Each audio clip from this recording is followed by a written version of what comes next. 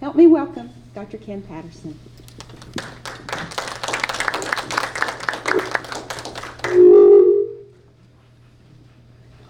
It was a warm July morning when the local pastor pulled his car into the driveway of the filling station where I work.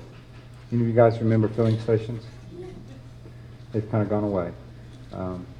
I was a 15-year-old young man with a summer job, and my mom had had a 3-year bout with ovarian cancer. She'd been critically ill 2 or 3 times, had been told she wouldn't leave the hospital. Each time she rallied, got better, left the hospital.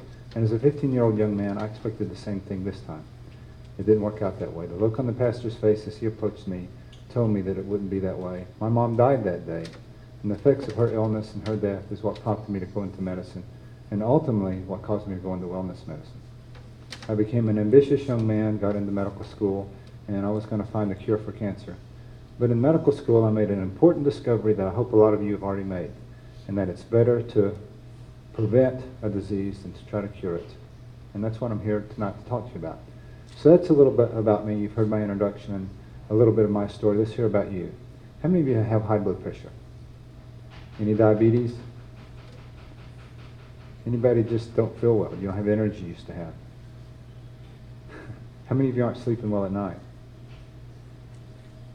And how many of you have just a little too much belly fat? All the hands go up. That's right. We all deal with that, don't we? Do we have a crisis with our healthcare system in this country? Do we? What's your opinion? What do you think? So why do you think that's true? I think my guess is that medicine has been so regimented that innovation is not readily accepted. That's right. It's one of the many things going on. What else? Why do we have a crisis with our healthcare system in this country?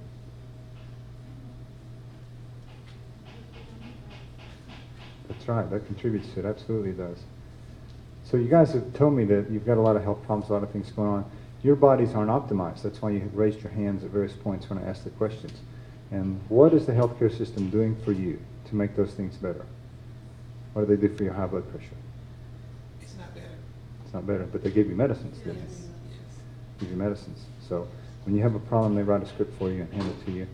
And then about 3 minutes later, you're out the door with your prescription to fix the problem. The problem with the healthcare system is that doesn't really fix the problem. That medicates the problem, it makes your numbers better, but doesn't get to the root cause of what's going on. So we have tremendous health problems growing in our country. Growing in us. We're developing health problems personally, and the healthcare system is just giving us medicines, prescriptions to deal with it. They're not getting to the root cause. That's a problem. And I'm a little bit pessimistic about everything that's going on, and I'm going to give you the straight story about how I feel about it. Is that all right? You want it sugar-coated or do you want it straight? You want it straight? We'll get to dinner quicker that way. So my goal here tonight is to inform you and educate you. This is one of the things I do. It's a community service to bring people in, to tell them what's wrong with our healthcare system and try to motivate people to take action. And my only purpose here tonight is to educate you and to convince you to come into my office for a consultation. That's the only point of being here. I am a nice guy and I do like doing this, but I really would like to sign you up for a consultation in my office. It's not expensive. We'll get to that near the end of the talk, and we'll talk about what it takes to accomplish that consultation and why you should come in. Meanwhile, I'm going to fill in the gaps about what's wrong with the healthcare system, why it's not going to fix you, and why the ultimate responsibility for fixing you is up to who? So it's up to you, each individual. So you guys already got it, so we can have dinner now. So the healthcare system is very complicated, and it's a $1 trillion industry. And right alongside it is the health insurance system. And they're twins, joined at the hip. And one depends on the other, and they depend on money flowing from one to the other for both of them to make money. These are for-profit industries. They're out to make money, and they do. They make a lot of money. They're growing at a much faster rate than the economy as a whole is growing. So money flows into the health insurance system, and it flows over to the healthcare system at a tremendous rate. What's the key thing that makes money flow from the insurance system into the healthcare system? What allows that money to flow? Huh? That's one of the things. People. And does the money flow better if you're a little sick or if you're really sick? long-term illness, and if you're really sick, the money flows better because a visit to the doctor's office is a fraction of the cost of a day in the ICU or major surgery. So the healthcare system and the health insurance system have a financial incentive not to get you well. That strikes me as a little ironic. The healthcare system has a financial incentive for you not to get well. And so the question is, can we trust these two systems to get us well, to get us on the path to wellness? They know that ultimately they're going to get money out of you the sicker you are. And I'm not saying these guys are bad-hearted. I want to say I'm not talking about anybody's doctor here. I just want you to know that the healthcare system, and doctors are just players in the game. It's not their fault. All right? But the whole system is set up to make money. They make money. The sicker the people are, the more money they make, okay? So are you, that's a question for you, are you going to trust the healthcare system to get you well, to get you on the path to wellness? Do your heads like this. No, I hope not. You look like a smart crowd, so, or a smart bunch. This doesn't really quite qualify for a crowd, but you're a smart bunch. I think you qualify to be a bunch. So we're just going to dive into it here. Cover a lot of ground, give you some education. I'll try not to be too nerdy about things. This is the wellness gauge. Really simple, but I'm going to give you a few words of explanation. The green is as God made us. The really beautiful thing about our bodies is that they're self-correcting. If you put enough of the right components in and don't put too many bad components in, our body heals itself. It's a really amazing thing. So obviously in a lot of those cases we're not putting enough of the right stuff in, we're putting too much bad stuff in, and we get out of the green zone. The green zone was everything's working well, our body's fixing itself. Then we move into the yellow zone. This is where things are going wrong. We have a disease, we have a diagnosis, we have to take the medicine. Things go from bad to worse. We get in the orange zone. This is where you have several diagnoses, several diseases. The diseases start working together because you have other problems, you're having complications from your medicine. Things are just getting worse and worse.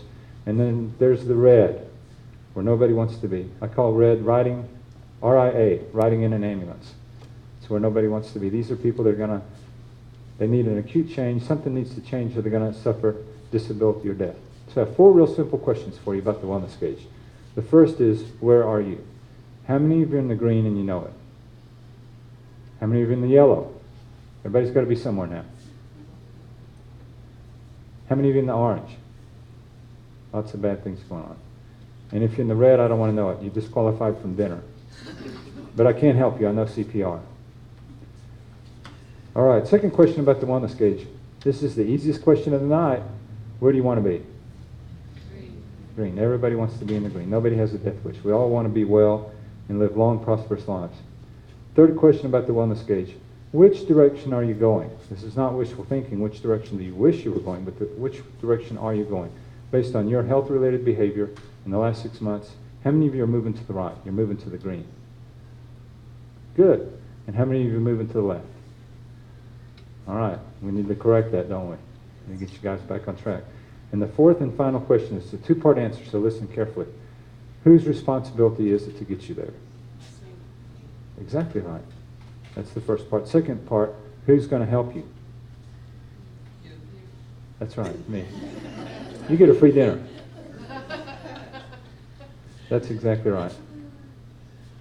This is my family.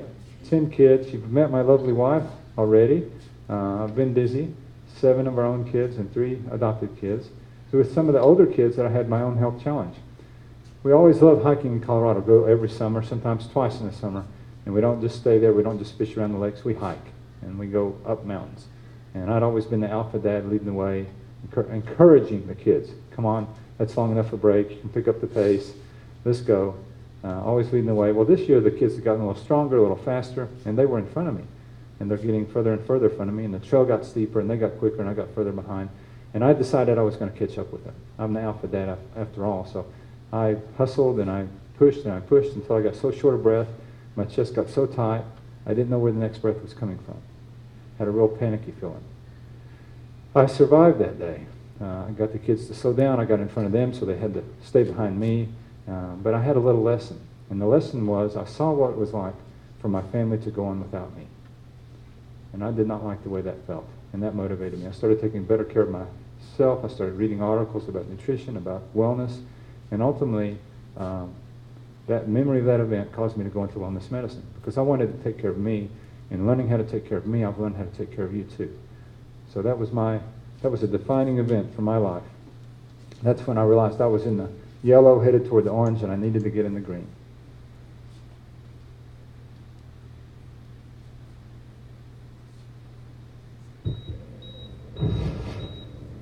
The American healthcare system is badly broken. The present system doesn't work, and it's going to take us down. We need a whole new kind of medicine. We're in the grip of a very big industry, and it doesn't want to stop making money. If I spend 5 minutes with you and then put in one of these stents, I probably get paid $1,500. For me to spend 45 minutes with a patient to try to figure out what their true problem is, probably get paid $15. It's a completely irrational system. We don't have a healthcare system in this country. We have a disease management system. We're spending almost twice as much in America as any other country on earth, but our lifespan isn't even in the top 20. 30,000 Medicare recipients die each year from care they didn't need. That's the equivalent of a jumbo jet crashing every single week. If the aviation industry killed as many people, we'd be up in arms. The administration pays you based on how many patients you see. All right, who's next? If you try and buck the system, someone says, what can we do to get your productivity up? I'm not interested in getting my productivity up. I'm interested in helping patients. We're seeing the military just being a microcosm of the problem society's having. Soldiers' use of prescription drugs has tripled in the past 5 years. Medications I was on. Only by accepting that the American healthcare system is badly broken will we be able to seek out the escape fires, the potential solutions. There are answers. One company has figured out how to lower healthcare costs by more than 40%. We provide incentives for people to engage in healthier behaviors. The Army Surgeon General directed that we establish the Pain Management Task Force to take a look at alternatives to narcotics. I was skeptical, so skeptical. I've gotten a lot of inspiration, a different perspective. There's a different way of doing things that is possible. If I think about what healthcare could be like, it would have a lot more care in it. The healthcare system is unsustainable. We're really mortgaging the future. Not just the health of healthcare, we're talking about the health of the nation. That last guy was the director of Health and Human Services. He's the top dog over the health industry in America, and that was his opinion. It's taken the whole nation down, the healthcare crisis. So we have a real healthcare crisis, and we have personal health crisis. And the healthcare system is not there, it's not designed, and it's not able to take us on. It's not able to get us there. So it's our responsibility. You guys got it, right? All right, so we're going to cover 4 systems, 5 hormones, and 1 very special important person. And who's that person? It's you. That's right. And I keep making this point because I don't want you to think in abstract terms. I want you to think about you and about your health and what's going on with you as we go through these systems. Because this is the story of you. This is what's going on with you. And we need to fix that. The first system that we're going to talk about is information systems. It's our DNA. It's our blueprint for life. Unbelievably complicated. They've sequenced the human genome, and they don't want. It's so complicated they don't even know what to do with the data. We haven't figured that out yet. When I was in medical school, we were so full of ourselves 35 years ago because we discovered the connection between a lot of diseases and genetics. And the saying came out that your DNA is your destiny. Today, we know that's not true. There's something that trumps that that's even more important. It's called epigenetics. Epigenetics. Genetics is your DNA. Epigenetics means around the DNA. Epigenetics. And what that is, it's the system that turns on and off your DNA. Every cell in your body has the same DNA, but obviously every cell doesn't make the same proteins. They don't use the DNA the same. That's why a kidney cell is different from a lung cell, it's different from a heart cell, it's different from a brain cell. It's because of epigenetics. And these epigenetic switches that turn your DNA on and off are also what determine if you're making good healing, maintenance, repairing proteins, or if you're making inflammatory proteins with your DNA. And that makes the difference between good health and wellness and increasing disease and premature death. So the good news is that your DNA is not your destiny. The good news is you're in control of your destiny because you control your epigenetics. The lifestyle choices that you make determine how your DNA is transcribed and how your DNA works. And this is an important revelation. It was for me to realize this. We weren't taught this in medical school. Second system we're going to talk about is the energy systems. This is complicated. It's a beautiful system, and we think so little about it. We take our energy for granted. Let me give you an example of that. Where does all the energy that we use ultimately come from?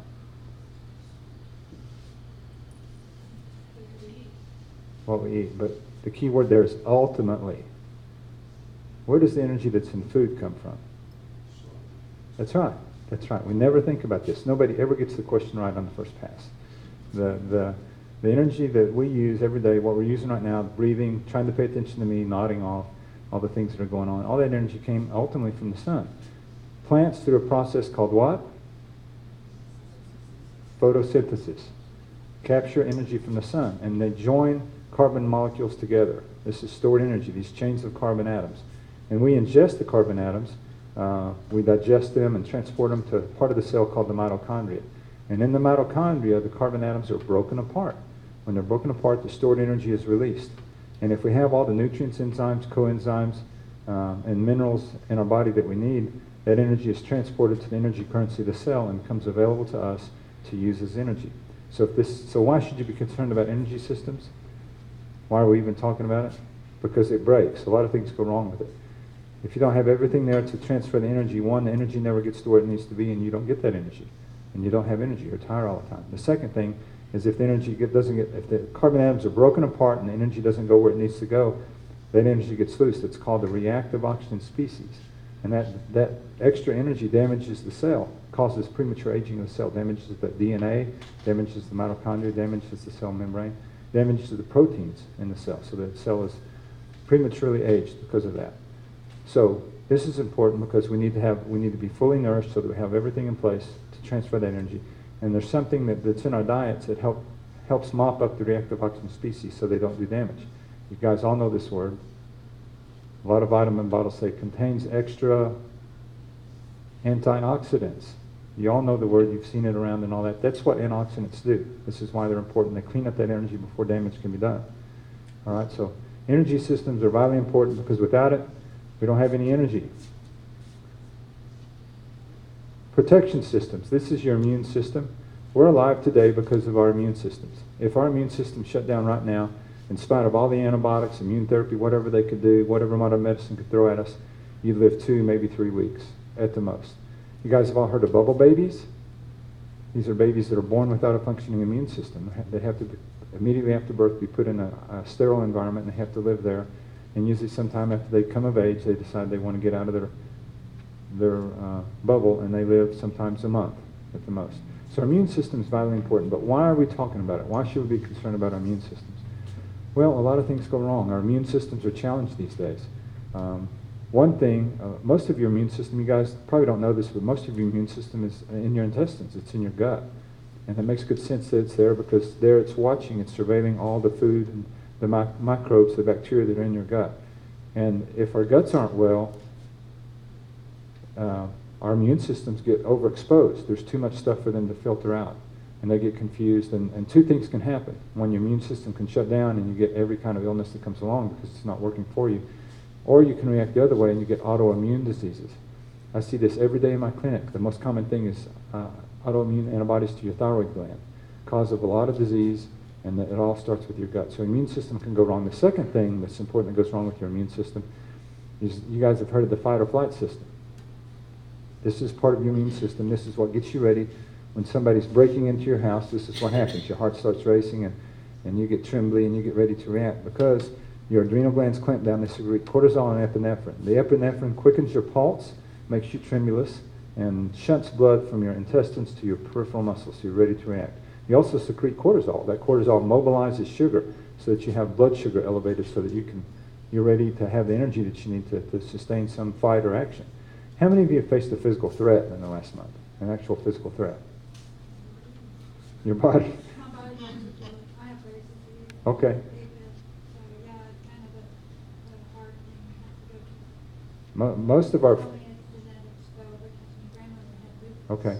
Most of the threats we face aren't physical threats. And most of the time, what we face are emotional threats. The guy driving too close to us in traffic, all the deadlines we have to meet, trying to make bills, trying to make our bosses happy, Those are emotional threats, but our body reacts the same way. It reacts as if it's a physical threat.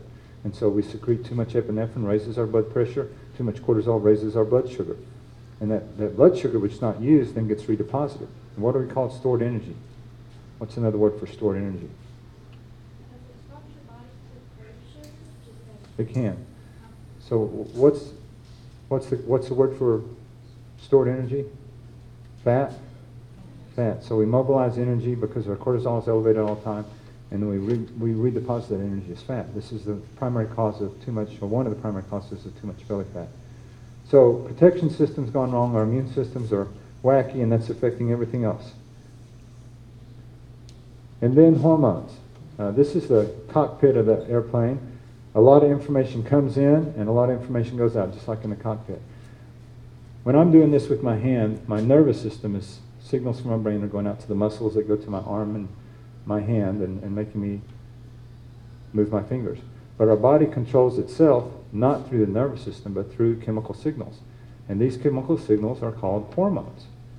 All right? And they're vitally important. And we have epidemic problem with hormones these days. It's complicated.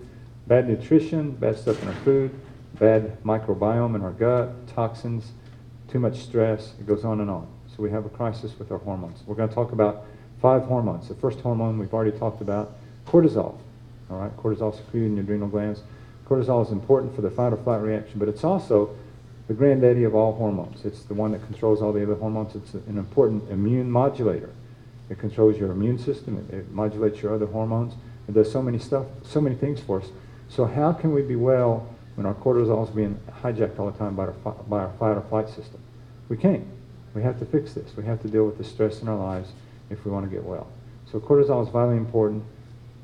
We have an epidemic of cortisol problems in our country, and we're not going to get well, and we're not going to fix ourselves until we face this and deal with it. All right? So the second hormone we're going to talk about is thyroid hormone. It's the thermostat hormone of your body. It's every cell in your body has a thyroid receptor. If there's not an activated thyroid hormone attached to the thyroid receptor, that body's not going to have normal metabolism.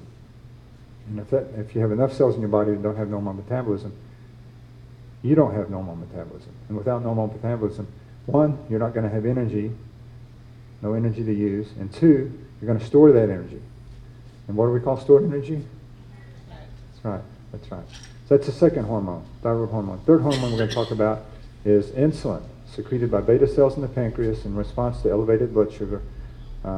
Insulin's what keeps us alive. We'd die in a few days if we didn't have any insulin because our blood sugar would go high, our blood would get acid, and we'd die. And so our bodies are secreting insulin all the time. Insulin opens up gates in your muscle cells, your fat cells, and your liver cells that take sugar out of the blood, thereby lowering your blood sugar. If you're chronically stressing your pancreas because you don't eat right and you don't exercise and you're overweight, those things all put stress on your pancreas. It's having to secrete too much insulin. Your body becomes resistant to the insulin. Your pancreas has to secrete even more insulin then because you're resistant to it. And eventually your pancreas wears out. It can't keep up anymore. And you have diabetes. A lot of times you have to go on medicines, and often you have to go on insulin. And there is an epidemic of diabetes. I keep talking about epidemics. You guys get the point. We're not taking care of ourselves, and all these epidemics add up to a crisis in our health in this country. And the diabetes epidemic relates to the food we eat and the weight we carry. Those two things cause that. So the fourth and fifth hormones, you guys, anybody want to make a guess what hormones we're going to talk about? The stars of the show. Estrogen and testosterone. You had it, didn't you? Just were afraid to say it. I can understand, afraid to speak up with a crowd like this. It's intimidating, isn't it? Estrogen and testosterone. We love the difference between estrogen and testosterone. That's what makes men and women different. And we can illustrate that. Men are pretty simple. Women, not so much. Never had anybody disagree with this slide. Now, there was an entrepreneur in New York City who decided there were too many single men. No. I'm not going to mess the punchline up, but I'm going to have trouble getting on track here. How does it go, Milo? What is Starts out with women. Women. There's too many single women in town. And so he opens up a wife store. No.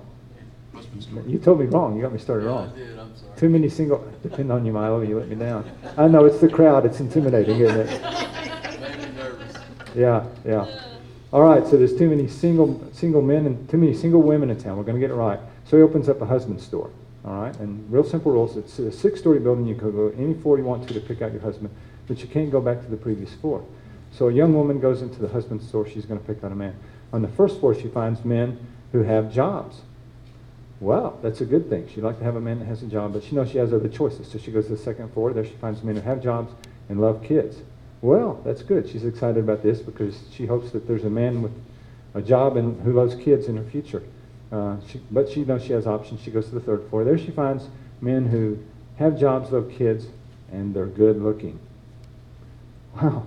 This is nirvana to her. She's thinking, what can be better than this?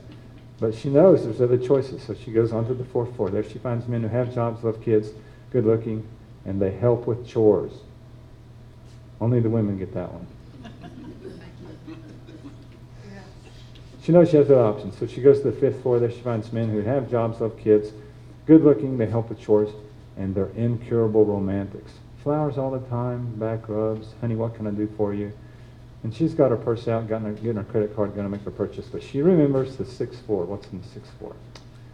So she goes to the sixth floor. There she finds a sign that says, "Welcome to the sixth floor. You're the 35 millionth visitor. There are no men here. This is for women who can't be satisfied." So the same man decides this is gender bias. I'm going to open up a wife store. Across the street, same rule, 6 stories tall. You can go in any floor you want to and pick out your wife, but you can't go back to the previous floor. So a young man goes into the wife store. He's going to make a purchase. He goes into the first floor, and on the first floor he finds women who like sex. He's got his wallet out, filling off the bills, and then he remembers, oh, I've got other choices. So he goes to the second floor, and there he finds women who like sex and have money, and he makes his purchase there. We don't know what's on the other floors. Nobody's ever been there. So we love the differences between men and women. It's one of the many things that makes life fun, right? So is there any controversy about replacing hormones in men and women? Let's start with women. What have you heard about replacing hormones for women?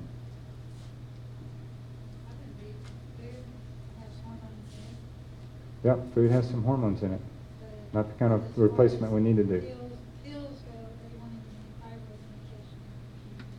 Okay. What about replacing estrogen and progesterone for women? What have you heard about that? Is it something we should do? Is it dangerous? Is it hazardous? So it's scary to a lot of people, and most of the doctors in town are scared of doing it. And the reason why is a study that came out in 2003 called the Women's Health Initiative. It was the study that's supposed to answer the question, do women need hormone replacement or not? And the conclusion that study came up with is no, they don't. They have increased risk of blood cancer, blood clots, and heart attacks. But in 2013, a study came out in the American Journal of Public Health, a mainline journal, and it re-looked at the data and looked at the women who participated in the study. And it came to the conclusion that about somewhere as many as 90,000 women in the United States have died because doctors followed the advice of the Women's Health Initiative. In that 10-year period, as many as 90,000 women died. In other words, it was a faulty study. It came to the wrong conclusions. And the risk of taking the hormones is less than the benefits of taking the hormones. That's the conclusion they came to. And a lot of science since then has shown that bioidentical hormones, that is hormones that are identical to the molecules that you were making when you were making hormones, replacing those is safe to do and should be considered. And my attitude about replacing hormones, some doctors think that as we age, our hormones go down, which is true, but that's only half the truth. The other half of the truth is we age because our hormones go down. And I think replacing hormones, every woman should have an option. You should know what the risks and benefits are. And I think that if you replace your hormones, you have a better health future. But I think every woman should be given options, and we should have discussions about it, because I feel like it's safe. My wife, whom you met, 62 years old, like I am, she replaces her hormones, and she does it confidently. All right, what about men? What about replacing testosterone in men? You heard any controversies about that? So 3 or 4 years ago, there were a lot of ads on the TV If you've taken testosterone, any form of testosterone, and had a heart attack or a heart problem, call so-and-so law firm. I don't know if you guys saw that or not. They've kind of gone away. Again, based on bad studies, these two studies, one's a VA study, one's an HMO study. They didn't even have live patients. They just mined data, and they just correlated if anybody had ever gotten a prescription of testosterone and if they had a heart attack. And what they found was a correlation. The problem is called selection bias. Men who were given testosterone more often had heart disease. They weren't given the other choices for erectile dysfunction, which is Viagra or Cialis, because you can't take those in a lot of cases when you have heart disease. So more people got testosterone who already had heart disease. And studies since then have come out and showed that those were invalid studies. And so replacing testosterone, it's true if you take artificial androgens and don't control the dose you're taking like bodybuilders do, there's some hazards associated with it. But replacing testosterone bioidentically in the right dose and checking levels to be sure that you're good is not hazardous, not dangerous. Does that make sense? I'm sure you guys are more interested in estrogen since we only have one man here. Testosterone also does some women good too. You know, when you're young and spry and moving well, women actually make quite a bit of testosterone. And in the mid-30s to late 30s, that testosterone goes down. And that's one of the reasons why women typically change body habits. They start making more fat and less muscle about that time. It doesn't just have to do with childbearing. Women always blame childbearing, but it also has to do with your hormones. All right, so we've covered 4 systems and 5 hormones, and we've talked about that very special, important person, that's you, that we want to get well. So what goes wrong? What happens here? What happens with these systems? Why is it that things aren't working? I said that God gave us self-healing systems. Well, they're not healing themselves. What's going wrong? Why aren't we healing ourselves? We're not eating right. We don't think about this when we eat, do we? Purpose of food, that which is eaten to sustain life, provide energy, and promote growth and repair of tissues.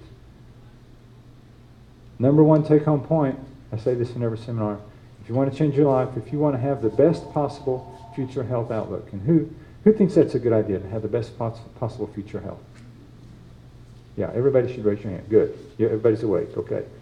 So if you want to do this, you have to not just eat better, you have to optimize your diet. We have to really get serious about the diet we're eating. We cheat too much, we eat the wrong stuff. The American diet's high calorie, low nutrition.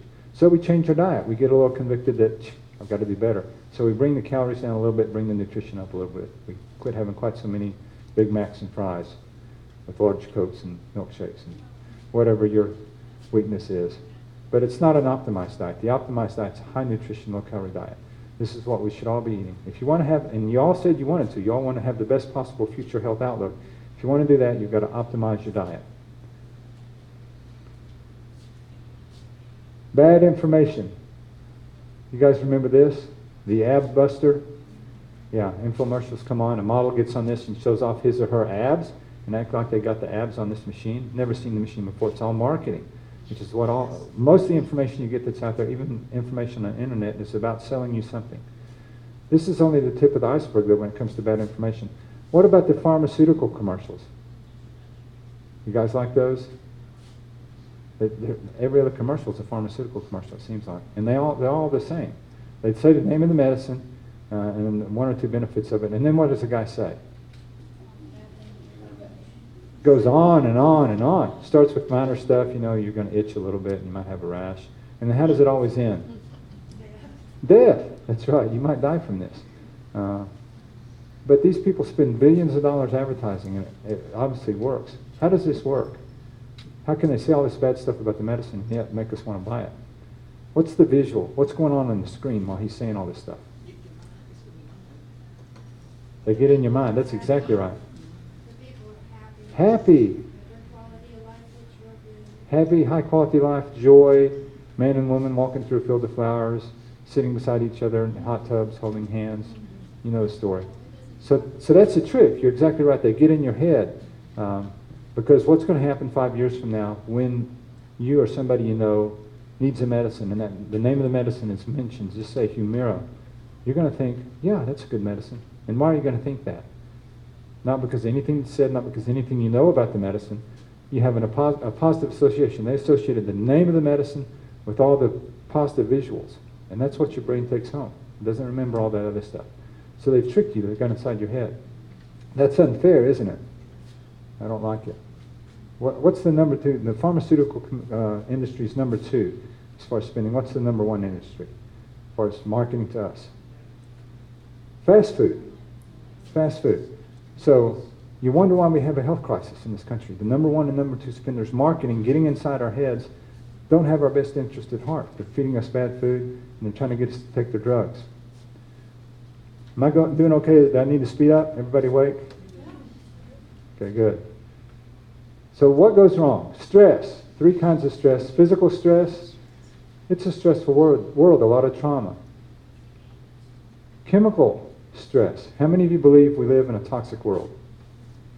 Believe it. When they do studies of umbilical cord blood in babies that haven't seen the world yet, they find between 200 and 250 foreign substances. This is foreign stuff that babies got through their mothers. They haven't even seen the world yet. True, these are small amounts, but do these small amounts add up?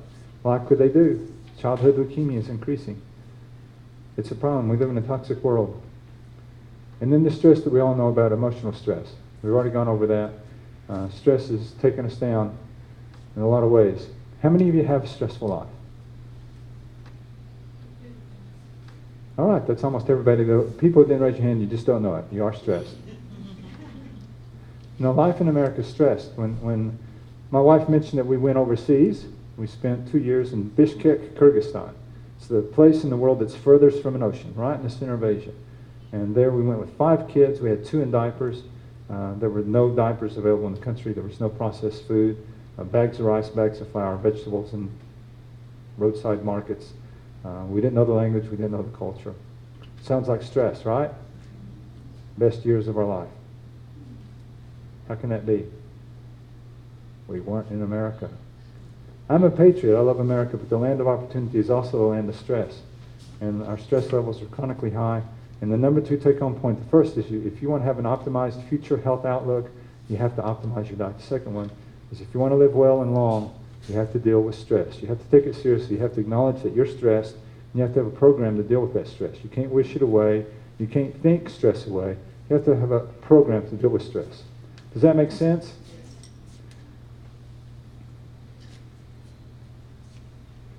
Our hormones go wacky as we age. And it's complicated. I've already given you my philosophy of hormones. One of the things in general that happens as we age is our building and maintenance protein hormones go down, and our fat building, fat storing hormones go up. Insulin and cortisol go up, and they cause us to store more fat. So our body habitus changes as we age. We put on more fat and less muscle.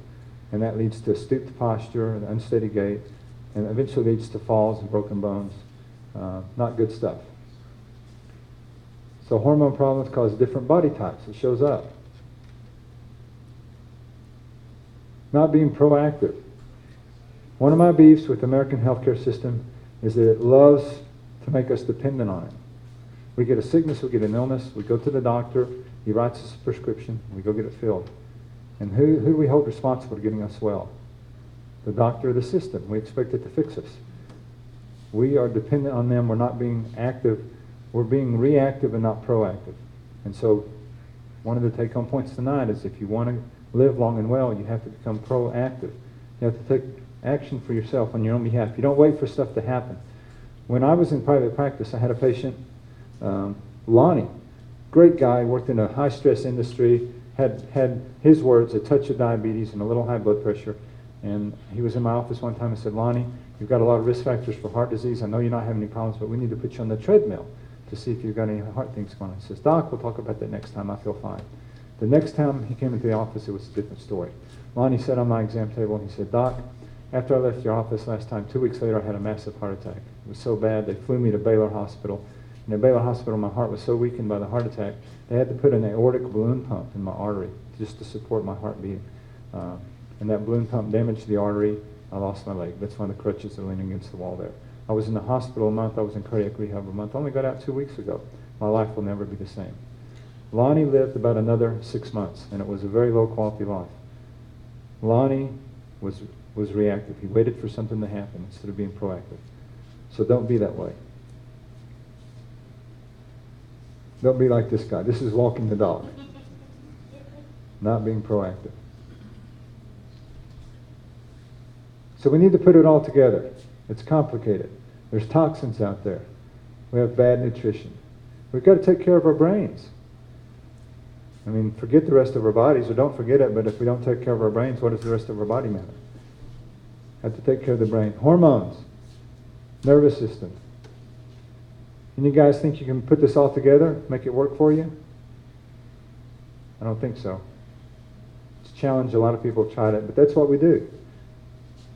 We've solved the thing for you so that you don't have to put it together. We put it together in this system to manage all of it. People fail when people get motivated and they take initiative to change their health, they usually fail 94% of the time, according to studies. And it's because they're only addressing one branch of it. They're only addressing one part of the whole problem. You have to address it all together to get effective results. When people try to lose weight, they go on a weight loss program and it lasts 4 months or 6 months, and then guess what? They gain the weight back and then a little bit more. It's because they didn't address everything. They didn't address all the other things that are going on, hormones, toxins in their system. They didn't address the other causes of the problem. When people go on an exercise program, they binge on exercise a little bit, it doesn't stick. Same thing, they don't address comprehensively what's going on. So we need to put it all together into a system. That's what we do. I call it the house of health, 4 pillars of health, detoxification. We start with this. Detoxification gets your liver well so you can get toxins out of your system, and it gets your gut well. We've already talked about the importance of that to your immune system. Your gut's so important for all your general health. So we start with the detoxification. Diet and nutrition, vitally important. I've already covered that. You guys get it, right? Exercise. The number one challenge people have when they get on programs, when they fail, is they don't exercise. They go through detox, they're losing some weight, they're eating better, they're feeling better, and they don't get motivated to exercise. Right, Robert? Yes, sir. Sometimes they don't. We have people that struggle with exercise. And my argument to them is you're not going to, again, how many of you think it's a good idea to optimize your future health? Yeah, that's what this is about. And you're not going to have an optimized future health unless you exercise. Remember I talked about epigenetics? This is the thing that trumps your genetics. It's more important than your genetics. One of the most important switches that you can turn epigenetically is exercise. If you don't flip this switch, your body's not going to get the signal. It needs to repair itself. This person is active. This person is going to do a lot of stuff. I need to ramp up my body resources for this person being active. And so your body starts repairing itself. It starts fixing itself. Metabolism starts getting better. You even start making substances in your brain that helps your brain make new synapses so you can learn new things. So exercise is vitally important. You can't optimize your future health without it. Hormones. We've already talked about hormones. Again, if you want to optimize your health, optimize your hormones. And then the brain. I do special brain seminars, and I really enjoy doing that. That's the branch I'm really interested in. Guess what? I've got a brain. And I'm studying how to fix my brain, which needs a lot of help, right, guys? So, and in studying how to fix my brain, I'm learning a lot about how to help you guys, how to get your brains on track, how to keep your brains strong. You don't have to decrease in function as the years go by. There's not very much age-associated cognitive decline. We can help you with that. So the brain's vitally important. And then the foundation of everything is spiritual. People who live long and well have a purpose for life. They have a reason for being. And if you don't have that, what's the reason for living long and well? You have to know why you exist and what your purpose is. So that's what we do at Restore Wellness Center. So what's the solution? Taking action. I love this because I love trees. Don't we all wish we planted some more trees 20 years ago? Don't we all wish that we'd taken action on our health 20 years ago? Well, when's the second best time to take action for your health? Now. How about tonight? How about next action available to you, which is going to be to sign up for a consult in my clinic. That's the next available action to take care of your health. So wake up and stop procrastinating. Don't be like this fat cat. So you need to take action. So what we do, we get people on track, and we know the things that we need to know to get you back on track. We've dealt with hundreds of people now, and we've dealt with all the problems that have sidetracked people, all the underlying problems that are going on that cause people to have high blood pressure and diabetes and belly fat and tiredness and not sleeping well. All the things that are warning signs that tell us that we're not on the path to wellness. We're on the path to increasing disease and illness. So we know what we need to discover. We know how to discover that. And we know what action to take. And we know the education that we need to give you so you can be responsible to take action for your own health. And that's called a curriculum. We package it all together for you. It's easy as ABC 1, 2, 3. Not difficult. But you have to take action. Can you predict the future of your health care? I get a lot of no's. The answer is actually not no, but yes. Lonnie, what happened to Lonnie was predictable, right? He didn't take action. He waited for things. So if you wait, if you're reactive, you wait for stuff to happen to you, the outcome's predictable. Just wait a little while, bad things are going to happen, all right? It's predictable. If you're proactive and you take action now, then you put yourself on a different track, and you get further and further away. The more you move on this track, the path to wellness, the further away you get from those catastrophic things that can happen to us, which is what I want, what all you guys want, right? You've all told me several times that you think it's a good idea to live long and well, to have the most prosperous future. So you need to order this stuff, the right test. What's going on? We don't need just to medicate you, but we need to determine the cause of what's going on. Focus on this cause, not just the symptoms.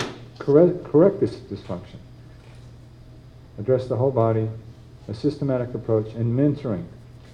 Mentoring is vitally important. Some people leave the seminar and they're all on fire and they think, I'm going to do this for myself. You know, when I was a younger man, I thought I wanted to be a pilot. And several times I took flying lessons. And each time I got to the point of soloing, flying by myself. And I got busy and didn't get it done. But if I was good and my instructor checked me off and said, you can solo, how many of you want to fly with me when I solo the first time? Not a good idea, right? You guys are way too smart for that. Now, why would you not want to do that? Because your life would be at risk, right? There's an untested pilot. You want somebody who's experienced and knows what's going on and has flown in this plane for hundreds and hundreds of hours. So you want somebody that's been mentored, somebody that's been guided through this. Well, your health is no less an important process, because guess what? Your life is at risk. You need a mentor. You need somebody to help you make this happen for you. So when you go see your doctor, how much does it cost? Too much. Not your co-pays, but what's the total cost? Nationwide average is $200 to $300 for a visit to the doctor.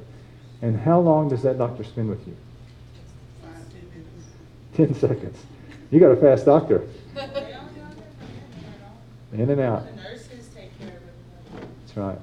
The nationwide average is 3 to 7 minutes, how long the doctor spends with you. When you come in for your consultation, how long should I spend with you? Huh? Consultation, you should be there the whole time. Yeah, I should be there, right. For as long as it takes, right? So I set aside an hour when you come in for a consultation. And how much should it cost? Don't say free. I did not say that. Okay. This is America, okay? All right, so you get a complete wellness evaluation, a consultation, and we come up with a plan of action. So my 1 hour consult fee is $287, but you guys have been educated. I don't have to do all this talk in front of you to each person, so you're already halfway there. So we give you a discount for $127. And for those of you who sign up tonight, we're going to discount this further to $87, okay? And if you have a spouse or a significant other who also comes in for a consultation, we're just having the sirens on just for illustration purposes. There's actually a police, but pretend it was an ambulance, and you don't want to be riding in an ambulance, okay? It's an important message. So only $87, and if your spouse comes in and also gets a consultation, spouse or significant other, it's only $47. So this is a great deal, and that's why I give this talk. I enjoy doing the community information and education part of it, but I love seeing you in the office. So when you come into my office, what's going to happen? We're going to sit down knee to knee. You're going to get a tour of the facilities, see what we have to offer. And while you're getting the tour and they're weighing you in and all that, I'm going to go over the paperwork. We have some extensive paperwork that you're going to fill out ahead of time. And I'm going to be going over that, kind of learning your story. And when you come in, we're going to sit down knee to knee and we're going to go through your story. We're going to talk about how your story has led up to your current health problems, what's going on with you, and why you're having the current health crisis that you're having. And we're going to talk about my program and how the two can work together and see if we can come to some agreement how that we can work together. All right, that's the whole purpose of the consultation. And I encourage you to sign up because I enjoy doing that, and that's why I'm here. What I get asked a lot of times is, can I help everybody? And the answer is no. I can't help everybody. But the other side of that is you guys self-select. For the most part, I can help anybody who's willing to take action on their health. Okay? I can't help the people who won't take action. So I can pretty much help everybody. Other questions is do you take insurance? It's not that I don't take insurance. Insurance doesn't pay for what I do. Okay?